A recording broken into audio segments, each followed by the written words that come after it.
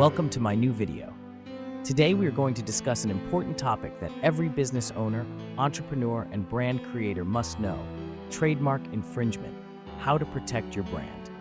Your brand is your identity, and protecting it from unauthorized use is crucial.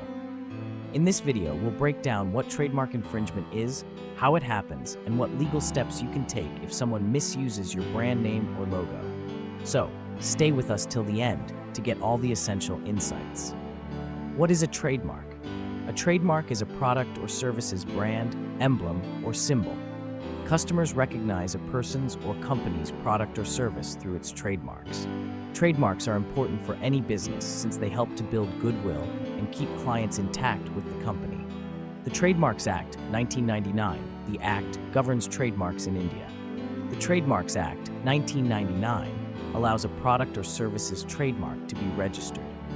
The registration of trademarks is optional under the Act and is not required. The owner of a trademark gains much from trademark registration. One of these advantages is trademark infringement protection. When someone uses a trademark without the permission of the trademark owner, it is called as trademark infringement. For more detailed information, visit the official website of VMK Professionals, w.vmkpros.com, and always review the latest amendments before execution, as laws keep changing frequently. Infringement of a trademark arises when someone uses your brand without your permission or authorization, as defined by Section 29 of the Act. Trademark infringement necessitates registration of trademark. Someone who uses a trademark that is deceptively similar to or identical to your trademark is liable for trademark infringement under the Act.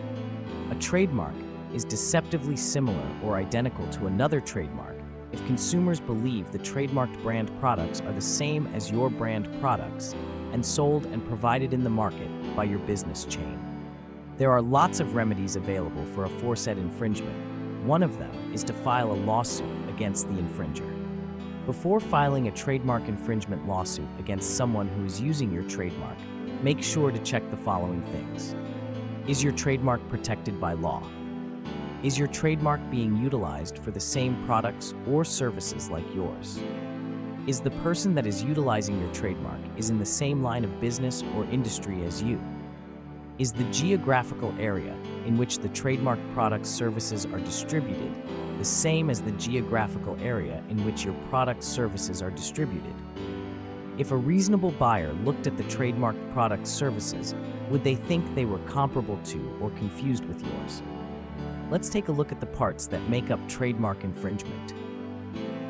Following is the crux of Section 29 of the Trademark Act, 1999. Unauthorized person.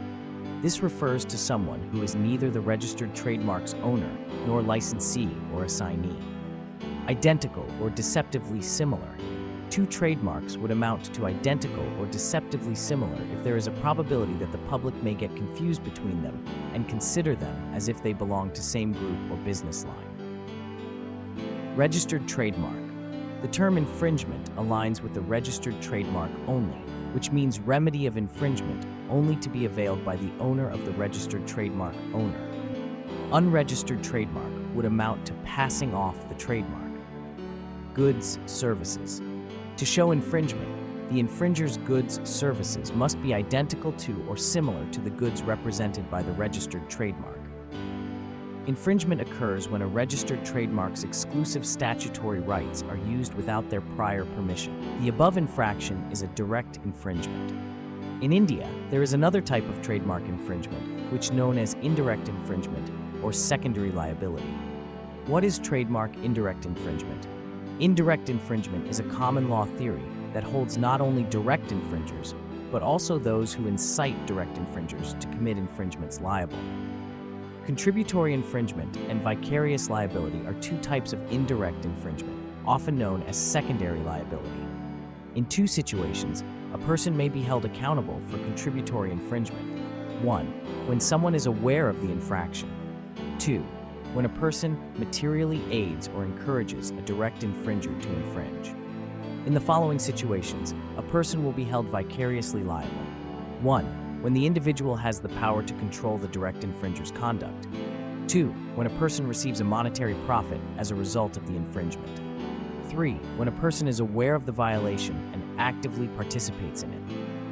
In most cases, vicarious liability pertains to employer-employee relationships and similar situations. Section 114 of the Trademarks Act makes a passing reference to this. If a company violates the Act, every individual who is accountable for the company is held culpable, according to this clause. Exception: someone who behaved in good faith and was unaware of the violation. In general, indirect infringement occurs when a person, while not directly infringing on a trademark, causes another person to do so. With the rise of the e-commerce business, accountability for indirect infringement is becoming increasingly essential, as it holds all parties responsible. For more detailed information, visit the official website of VMK Professionals, www.vmk.com, and always review the latest amendments before execution, as laws keep changing frequently. What would not amount to trademark infringement? Section 30 of the Trademarks Act, 1999, establishes various criteria for determining whether or not a trademark has been infringed. The following are the requirements. When a person uses a registered brand in a commercial or industrial matter in conformity with ethical norms. When the use of a registered trademark is not to gain an unfair advantage or prove that the usage is harmful to the trademark's distinctive character or repute. When a registered trademark is used to describe the quality, type, intended purpose, geographical origin, value, production time, or any other aspect of a service or product. When two or more trademarks are used in the same or similar ways. When a trademark is used in connection with accessories and parts.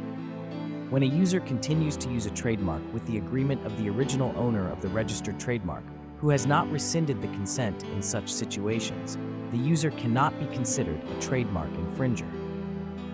When a trademark is used within the parameters of the limitations and criteria set forth when the originally registered trademark was registered with the registry, it cannot be considered trademark infringement. If one believes one's competition is using the other name to confuse clients and works in the same location as one, and this is impacting your sales, one must take legal action against the imposter. The first step would be to contact a trademark attorney with some experience and then follow their advice. Typically, such difficulties are resolved by issuing a warning letter to the person that is infringing on your brand name, requesting that they desist from utilizing your trademark logo or phrase. If the infringement backs off, honors your words, and stops using your brand name, hence the problem is solved amicably, and one can back to their work. If the imposter ignores your warnings and continues to deceive you, you will have to bring the matter to the attention of the court and pursue legal action as necessary. In district court of appropriate jurisdiction, file a claim detailing the infringement and the impact it is having on your business. If the violation is occurring in multiple locations, go to the state court. Make a trademark infringement claim and demand that the accused pay you money for the harm they have caused your company, along with the injunction on the act of infringer. What is the process for obtaining trademark infringement remedies? The following is the procedure under both civil and criminal law. In the event of criminal proceedings, the court may impose the following remedies on the trademark infringer, with a minimum sentence of 6 months and a maximum sentence of 3 years of imprisonment, with a penalty of not less than Rs 50,000, but not less than Rs 2,000, 2 lakh. Section 154 of the CRPC, Criminal Procedure Code, allows for the filing of an FIR. If the police officer refuses to file an FIR, the person may make a complaint with the magistrate under Section 156(3) of the CRPC. An inquiry will be launched and conducted by a police officer after the FIR is filed, or an order is issued by the magistrate. Seizures and searches of products and services with infringed trademarks may be part of the inquiry. The benefit of a criminal remedy in the event of trademark infringement is that the victim can bring a lawsuit against an unknown person. The name of distributors and manufacturers is sometimes unknown to the victim, which creates a barrier to launching a criminal complaint against the trademark offender. Sections 93 and 94 of the Criminal Procedure Code provide for the seizure and search of an unknown individual. Civil recourse. The following are civil remedies for trademark infringement. Damages. The owner of a registered trademark will be compensated for any harm or damages. Injunctions. The court has the power to order interlocutory injunction of discovery papers, preventing the defendant from placing any assets that could harm the plaintiff and preserving infringing items and services. An injunction is a court order that restricts the use of a trademark that is infringing. Destruction of property. For trademark infringement, the destruction of goods and services can also be ordered. The court has the power to grant interim remedies, which can include the nomination of a local commissioner is required for the search and seizure of infringing items, the creation of inventories and account books, and other tasks. To prevent the infringement from dealing with or disposing of assets, which could affect the plaintiff's capacity to recover costs and damages that have been granted to him. For more detailed information, visit the official website of vmkprofessionals.vmkpro.com and always review the latest amendments before execution, as laws keep changing frequently. The cost of the lawsuit. The court could make the defendant liable to pay appellant the cost of lawsuit. In India, there is a growing understanding of the importance of registering a brand name to preserve it. In today's ultra-competitive environment, this is tremendously beneficial when running a business. Having a brand name that people recognize can help you boost sales and increase brand value.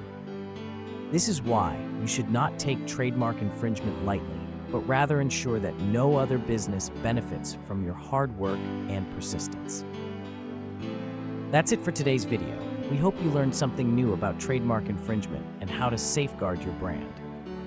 If you found this video helpful, don't forget to give it a thumbs up, share it with your fellow entrepreneurs, and subscribe to our channel for more insightful content on legal and business matters. Also, hit the bell icon so you never miss an update.